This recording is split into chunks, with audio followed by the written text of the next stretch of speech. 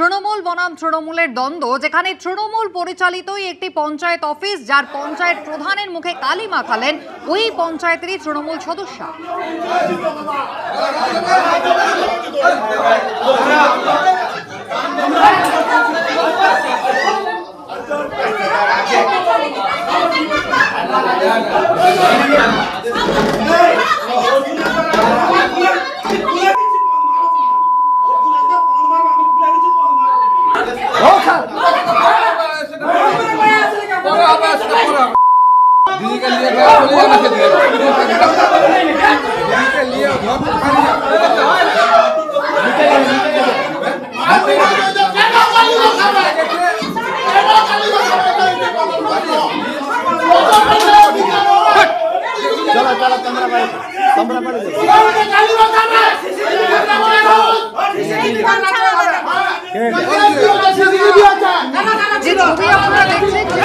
খড়গপুর এবং সেখানকার একটি পঞ্চায়েত অফিস তৃণমূল পরিচালিত, যেখানে তৃণমূলের যিনি পঞ্চায়েত প্রধান তাকে এসে মুখে কালি শুধু মাখানো নয়, চুলের মুঠি ধরে বেধড়ক মারধর পর্যন্ত করা হলো, জুতো পেটাও করা হলো পঞ্চায়েত প্রধানকে, এবং যিনি করলেন তিনি তৃণমূল কংগ্রেসেরই পঞ্চায়েত সদস্য। পঞ্চায়েত অফিসের মধ্যে তৃণমূল কংগ্রেসের দুই নেত্রীর এরকম মারমুখী চেহারা। বিশ্বজিৎ দাস আমাদের প্রতিনিধি রয়েছেন আমাদের সঙ্গে টেলিফোন লাইনে। বিশ্বজিৎ, কি কারণে এরকম একটা খণ্ডযুদ্ধের পরিস্থিতি তৈরি হলো? তো তোমাকে যেটা বলে রাখছি, কি গতকাল খড়গপুর 2 নম্বর ব্লকের চাঙ্গুয়াল গ্রাম পঞ্চায়েতে হচ্ছে টিএমসি বনাম আবার তৃণমূলের মধ্যেই আমরা দেখতে পেলাম কি এক মহিলাকে প্রধানকে ওই ওখানকারই তৃণমূল মহিলা কর্মীরা ধরে মারধর করে জুতোপেটা করেছে এবং মুখে কালি লাগিয়ে দিয়েছে বলে অভিযোগ। এর কারণ হচ্ছে ওই উত্তর আড়াশিনী বুথে ওখানকার যিনি পঞ্চায়েত সদস্য আছেন তিনি যেটা জানিয়েছেন, ওনার যে অভিযোগ, তিনি বারবার একটা কথা বলেছেন, এলাকায় যে ডেভেলপমেন্ট কাজ সেই কাজ নিয়ে প্রধানের কাছে গিয়েছিলেন, কিন্তু প্রধান সেই কাজ করার জন্য আজকে করবে কালকে করবে এমনটাই জানাচ্ছিলেন।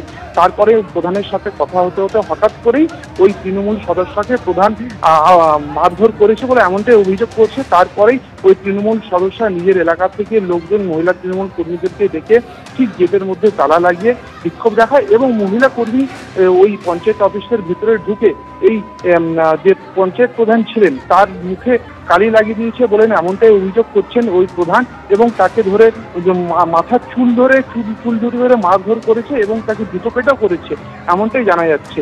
তারপরে খড়গপুর লোকাল থানার পুলিশ এবং খড়গপুর 2 নম্বর ব্লকে জয়েন্ট ভিডিও ওখানে পৌঁছানোর পরে ওনারা জয়েন্ট ভিডিও এই ব্যাপারে কোনো মন্তব্য করেনি, কিন্তু তারপরে সমস্ত গেট খুলে দেওয়া হয় এবং সচল পরিবেশ তৈরি হয়। সুস্মিতা, বিশ্বজিৎ, তুমি আমাদের সঙ্গে থাকো। খড়গপুরের ছবি আপনারা দেখতে পাচ্ছেন, পঞ্চায়েত অফিসে ঢুকে দুই তৃণমূল নেত্রীর এই খণ্ডযুদ্ধের ছবি, যেখানে তৃণমূল বনাম তৃণমূলের দ্বন্দ্বে তৃণমূল পরিচালিত পঞ্চায়েত প্রধানের মুখে এইভাবে কালি দেওয়া হলো। শুধু তাই নয়, বেধড়ক মারধর জুতোপেটাও করা হচ্ছে, সেই ছবি আপনাদের সামনে রেখেছি। আর এই গোটা ঘটনা নিয়ে আক্রান্ত তৃণমূল প্রধান, তিনি কি বলছেন শোনো। আমাদেরই একজন পঞ্চায়েত মেম্বার, তিনি আমার কাছে এসেছিলেন, এসে বলেছেন যে ওনার একটা কাজ, মানে গার্ডওয়াল একটা কাজ আছে, যেটা হচ্ছে উনি এইবারে করতে চাচ্ছেন। উনি প্রি প্ল্যান করে এসেছিলেন।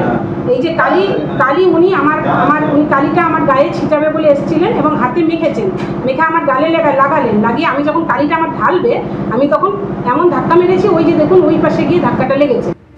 যার বিরুদ্ধে অভিযোগ, অর্থাৎ অপরপক্ষ মানে তৃণমূলের যিনি গ্রাম পঞ্চায়েতের সদস্য, তিনি কিন্তু আবার এই পঞ্চায়েত প্রধানের বিরুদ্ধেই পাল্টা অভিযোগ করছেন।